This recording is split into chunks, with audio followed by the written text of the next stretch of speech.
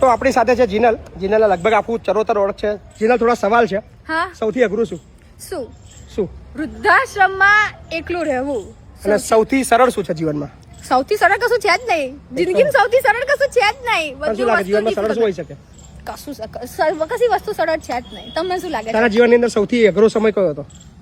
એવું તો તમે ખરું પૂછો છો યાર. એવું મને નહીં ખબર કે અઘરો સમય. તમે જ્યારે માઇક લઈને નીકળી પડો છો, ગમે તેને ગમે તેવું પૂછી લેવાનું કે આ બોલો શું હતું, અહીંયા આવું થતું હતું.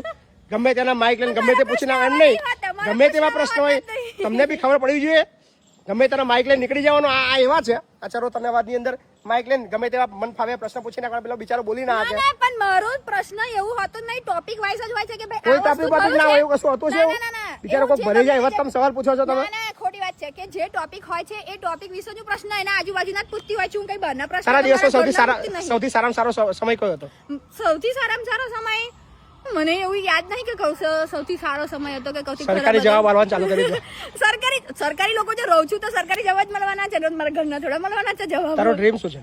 મારો તો બસ મસ્ત એવા પૈસા કમાવા છે. પૈસા તો જોવે ને. જિંદગીમાં કઈક કરવું હોય તો પૈસા જોઈએ. કેટલા પૈસા જોઈએ છે? માલ છે તો મોહબ્બત છે એવું છે. કેટલા પૈસા જોઈએ? એવું તો કઈક એવું લિમિટેડ ના હોય. કોઈ આંકડો હશે ને એવું?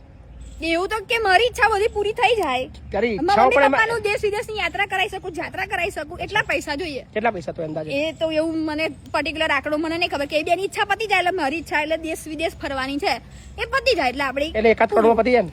હવે પત્તું હશે 1 કરોડમાં તો કઈ ગુજરાતી ના ફરાય 1 કરોડમાં. તારે એવું તો મને નહીં ખબર. બાબુ છે ને ખરેખર બહુ ફેરવે છે. એટલે તારું કોમ જ ગોરગોર ફેરવાનું છે.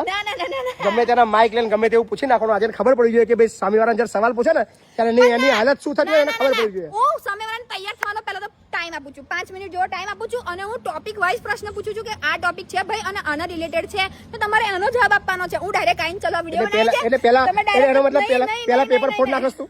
હસતો પેપર ફોડ નાખો એટલે ઇન ધ સેન્સ હવે કઈક થયું ઘટના તો એને ખબર તો હોય સામેવાળાને કે આ ઘટના થઈ છે તો મને આના રિસર્ચ પત્રકારમાં ફડે એના સામેવાળાને ખબર ના હોવી જોઈએ એવો પ્રશ્ન પૂછવાનો હોય. પણ ઘટના થઈ છે તો એને ખબર તો હોવાની જ ને કે આ ઘટના થઈ છે. ઘટના સિવાયનું બી નહીં પૂછતી ઘણી વાર તું?